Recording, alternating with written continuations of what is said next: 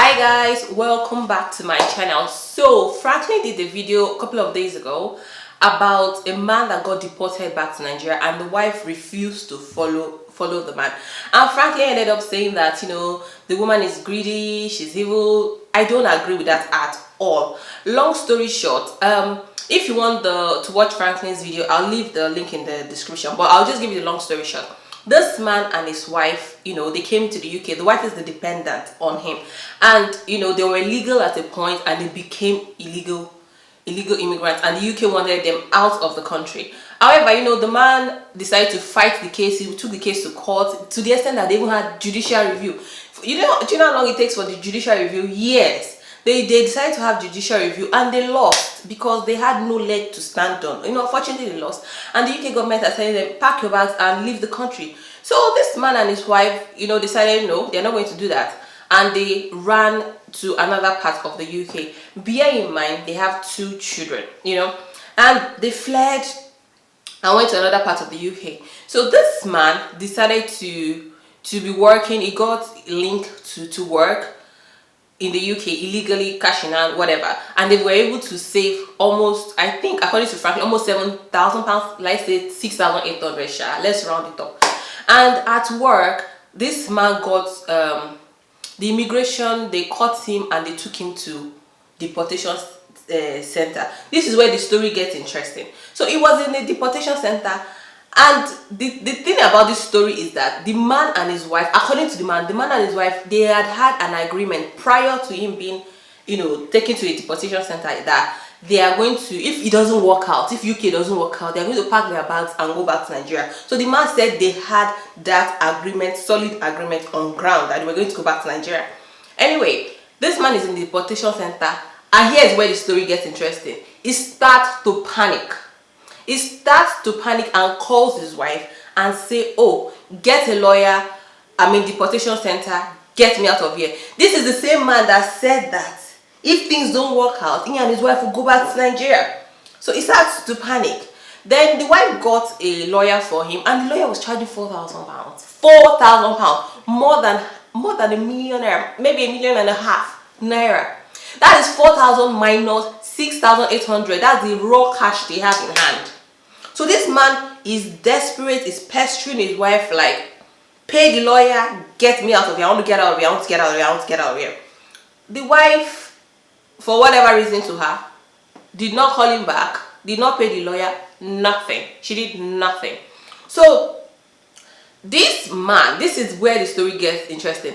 This man had an outstanding deportation order, and the wife was saying that 4,000 is too much, I'm going to get a cheaper lawyer. Let me tell you this story. If you don't know now. If you're in the deportation center and the UK government does not offer you pro bono lawyer, that means you don't have a chance. You have no chance, because the man is not just in deportation center. The man was an abscondee. He fled his original deportation order. So chances of him coming out with a lawyer, £4,000 lawyer, is very slim. So the wife refused to pay £4,000, because if you remove £4,000, how much is left? And the wife did not call him for this, and the wife did not visit. I don't know, if you're illegal, how can you visit another illegal person in a detention center? That means you just walking like a lamb. You just carry you to, off you go. Muritala Mohammed Airport. Anyway, so I don't agree that the wife did not call him or check up on him. I don't agree with that aspect. So this man, when they bundled them at night, I wanted to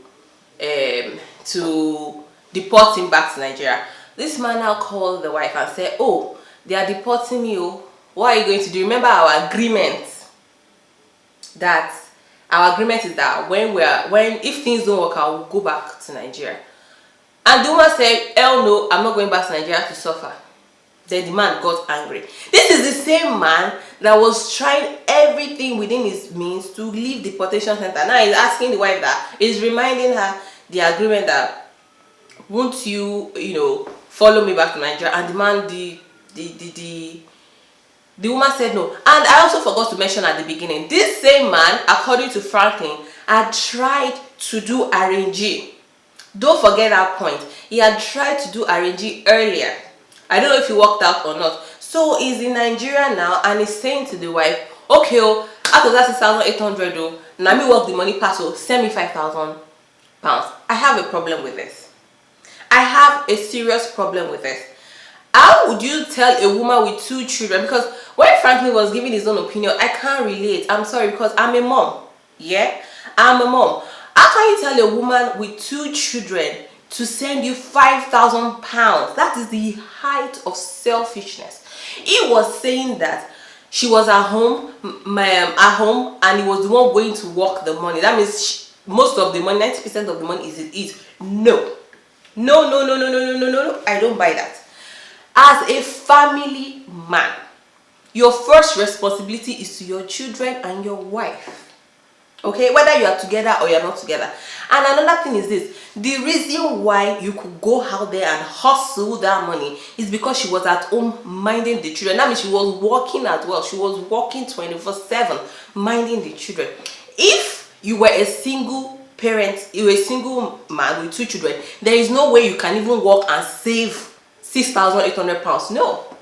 Because once you have children, you are restricted in a lot of things. That means when you are working, you are paying maybe half of your money is going to mind that. Nobody's going to mind your child for free. Nobody's going to. So him requesting her to sending 5,000 pounds to Nigeria, I think it was the height of irresponsibility from a man. That's what I'm saying. Because Phrankleen didn't mention this part. He was just saying, oh, the woman did not want to go back to Nigeria. This is the same man that did RNG. That try to do RNG. This is the complexities couples find themselves in when you are when you are both illegal with children. This is the complexity, because it is easier for a man to go and do RNG. That which wife will wake up one day and tell the husband, you know, we don't have paper, let me go and do RNG. Which man will sit down and take it? Which man will sit down and take it? So him requesting her to follow him to Nigeria is I think it was just resenting the fact that he was the one that was caught. Let us assume the wife was the one caught at the deportation center. One, will that man pay 4,000? The man that is saying, after all, 5,000 is my money, will he pay 4,000 pounds to a solicitor? Number 2, will he follow her to Nigeria? Let's think about it. Because the advice Phrankleen gave, it was one direction. If it was the woman, let's turn the table around. If it was the woman that was in detention center, will he pay solicitor 4,000? Will he follow her to Nigeria? Hell no, he won't do that. He would not do that. And him requesting 5,000 out of 6,800 was the height of irresponsibility. Let's assume 2 of you say, I'm not marrying again, go your way, go. Let's assume it. And you go to family court, and you are trying to have a divorce proceeding. What makes you think that the court will award you 5,000 pounds? Because the women are in a custody. What makes you think you are entitled? Because that 5,000 that you are claiming for is not even your money. I'm telling you straight away, it's not your money. You have children, they eat, they wear clothes, they will wear winter boots. It is winter right now if you don't know. She has to eat the house. They need hot water to bathe. If they fall sick, she has to pay for the medication. So you requested 5,000. I just think it's resentment. And by the way, the man said he's even living in his uncle's boys' quarter. You have free accommodation. Free accommodation. The woman doesn't have free accommodation. She sent you 300 pounds. If you calculate that, that is some money. That's some money. That's some money. You know, I just feel like I'm going to give in this video, I'm going to give advice to single people. If you are illegal, you don't have paper, and you are single, never in a million years, even if you are in love, clear it, never in a million years attach yourself to another illegal man and start having children. You people have doubled your problem.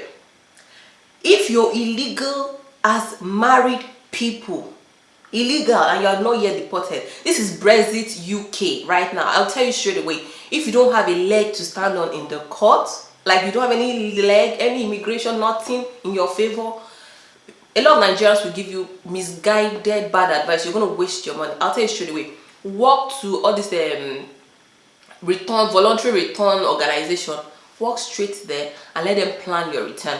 Go back, because I think all this voluntary return, they give them some, maybe 1,000 pounds or something.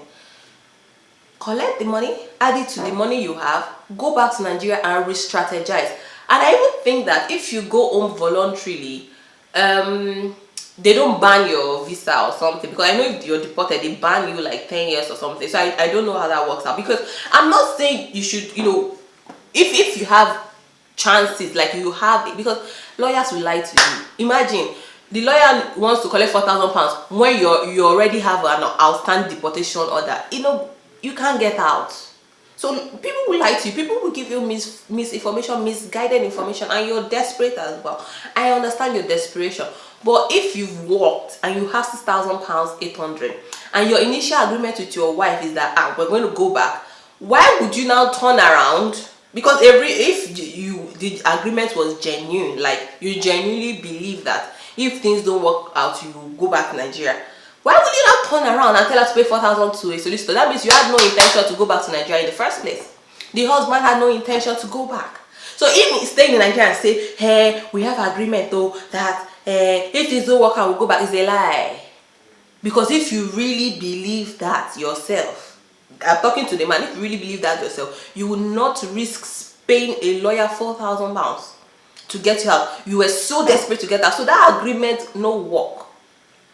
And this is another advice to married to people that are illegal. Let me tell you something. If you're married illegal, this immigration it can potentially, I don't want to generalize, you know, it can potentially destroy your marriage, because once the man starts stepping out looking for RNG, my sister, it is a very dangerous situation, because the woman that they are doing RNG with, she's aware like RNG. She can turn around and say, baby, I've not felt the warmth of a husband. Maybe she's a single mother with 2-3 children. She don't get mad for a house. She just turn around and tell your husband, say, you know it's cold, you know it's winter, you know.